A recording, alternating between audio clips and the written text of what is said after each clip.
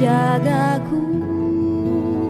Ku tahu Kau selalu setia. Saya ajak kita berdoa bersama-sama. Mari tundukkan kepala.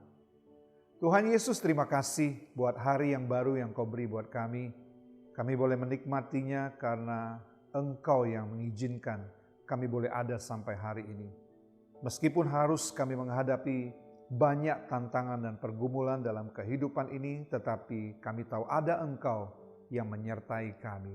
Terima kasih kami mau dengar firman-Mu menjadi pedoman buat kami minimal sepanjang hari ini. Ya Tuhan, terpujilah nama-Mu di dalam nama Tuhan Yesus Kristus. Haleluya. Amin. Puji Tuhan, mari kita membuka Alkitab kita. Kita baca di dalam Amsal pasal yang pertama, ayat yang ke-5. Saya akan bacakan buat saudara-saudara. Baiklah orang bijak mendengar dan menambah ilmu. Dan baiklah orang yang berpengertian memperoleh bahan pertimbangan. Nah, saya akan berikan judul hari ini adalah orang bijak, dia terus belajar. Nah, saudara, saya ringkaskan kembali Amsal pasal yang pertama, ayat yang pertama sampai yang ke-5 ini. Jadi manfaat ketika kita membaca dan merenungkan kitab Amsal ini, ya, untuk mengetahui hikmat dan didikan, untuk mengerti kata-kata yang bermakna, untuk menerima didikan yang menjadikan kita pandai, serta ada unsur kebenaran, keadilan, dan kejujuran menjadi bagian kita.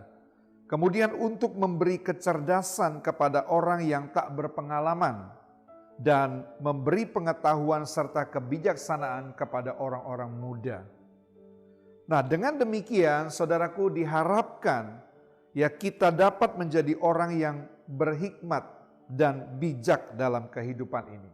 Setelah kita membaca kitab Amsal ini dari ayat yang pertama sampai ayat yang ke-4, saudara, diharapkan kita menjadi orang yang berhikmat dan bijak dalam kehidupan ini.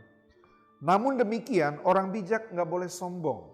Ya, orang bijak tidak boleh merasa dirinya hebat sehingga tidak perlu lagi mendengarkan nasihat.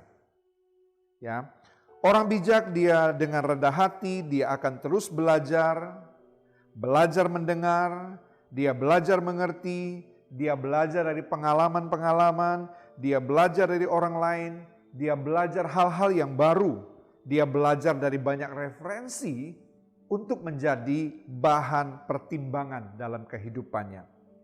Nah, orang bijak seharusnya dia tidak pernah merasa bijak tanpa terus belajar dan menambah wawasannya. Ya, ia belajar dari apa yang diketahuinya.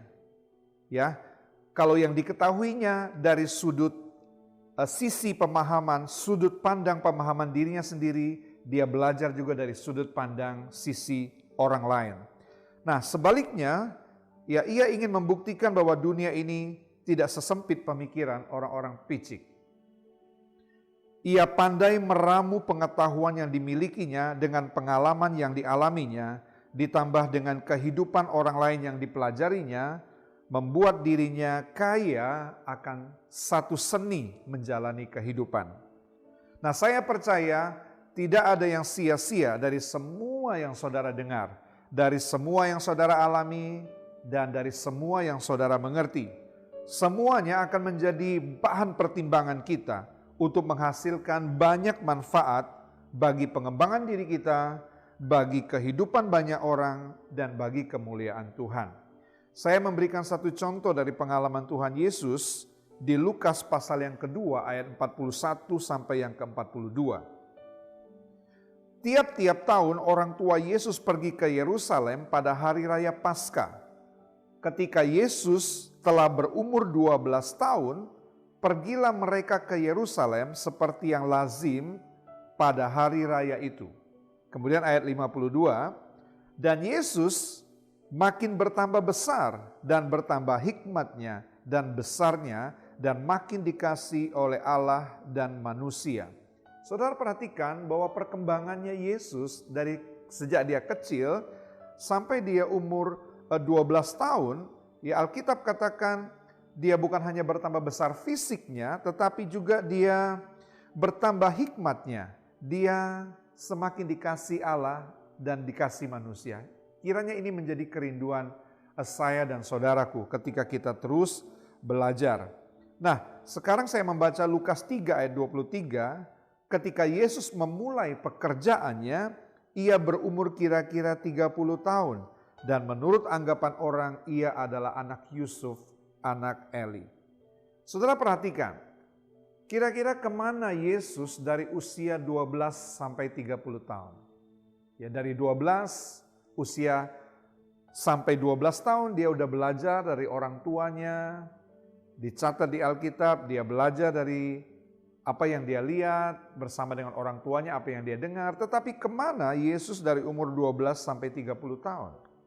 Saudara tahu bahwa Yesus itu sekolah, dia belajar kembali.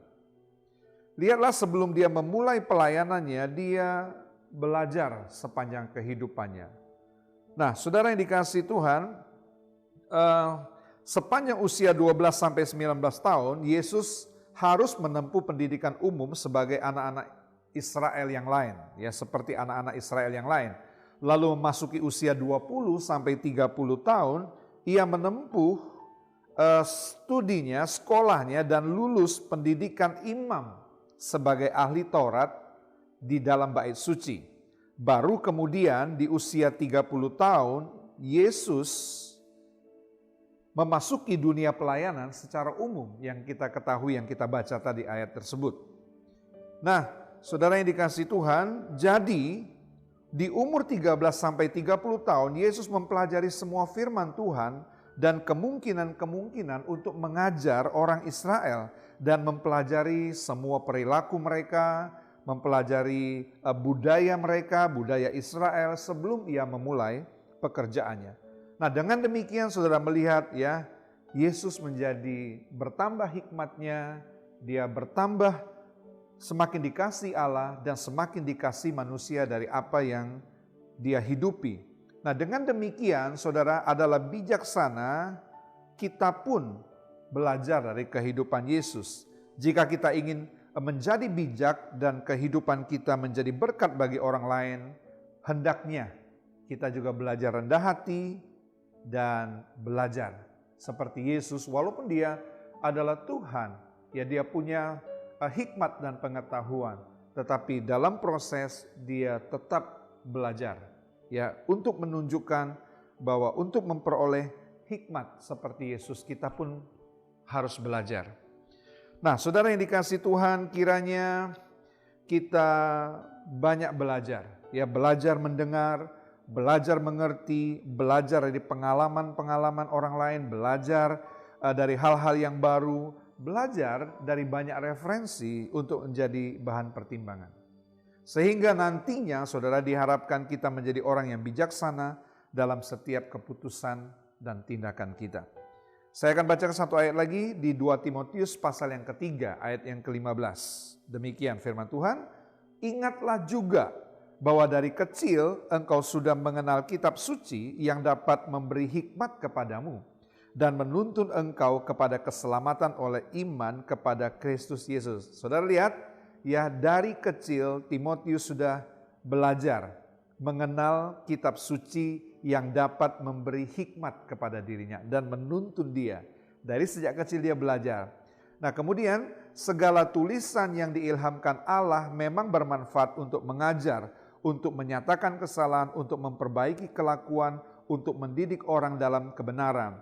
Dengan demikian, tiap-tiap orang, tiap-tiap manusia kepunyaan Allah diperlengkapi untuk setiap perbuatan baik. Saya percaya untuk belajar kita tidak mengenal usia. Ya, saya terus belajar, saya harap saudara juga terus belajar dari kehidupan ini. Ya, jangan cepat putus asa ketika ada hambatan, ketika ada rintangan menghalangi perjalanan saudaraku. Percayalah ketika kita belajar, ada pencerahan dalam pemikiran kita. Ada sesuatu yang Tuhan bukakan di hati kita. Sehingga Diharapkan sekali lagi setiap keputusan dan tindakan kita adalah bijaksana. Nah, kiranya siapapun kita jangan pernah berhenti belajar untuk menjadi bijaksana. Orang bijak terus belajar sampai menjadi bijaksana dalam setiap keputusan dan tindakan mereka. Tuhan Yesus memberkati. Mari kita berdoa bersama-sama mengakhiri saat teduh kita hari ini. Saya mau berdoa buat saudara-saudara. Saudara, kalau ada pergumulan, saudara boleh tumpangkan tangan di dada saudaraku, dan biarlah mujizat pun terjadi dalam kehidupan saudara. Bapa di dalam sorga, terima kasih buat renungan firman Tuhan hari ini. Kiranya kami tidak putus asa dalam menghadapi kehidupan ini. Bila kami belajar mendengar, belajar dari apa yang kami lihat, belajar untuk kami mengerti dan memahami. Kami percaya ya Tuhan, kehidupan kami menjadi orang yang bijaksana baik dalam setiap keputusan kami maupun tindakan kami. Hamba berdoa buat jemaat-Mu ya Tuhan, dimanapun mereka berada yang sedang mendengarkan renungan ini, kiranya Engkau berikan mereka iman, sebab iman timbul dari apa yang mereka dengar. Dan biarlah apa yang mereka dengar itu memberikan iman buat mereka. Di dalam nama Yesus Kristus, Tuhan bukakan jalan kepada mereka. Kalau di antara mereka ada yang sakit ya Tuhan, hamba berdoa Engkau jamah mereka dimanapun sakit yang mereka alami saat ini. Bagian tangan, kaki, organ-organ dalam tubuh mereka. Kami berdoa bersama-sama, hamba berdoa di dalam nama Yesus Kristus. Tuhan jamah, pulihkan dan sembuhkan. Terima kasih Bapa yang baik. Ini doa kami mengakhiri saat teduh saat ini. Terima kasih di dalam berkat nama Tuhan Yesus Kristus. Semua yang percaya katakan amin.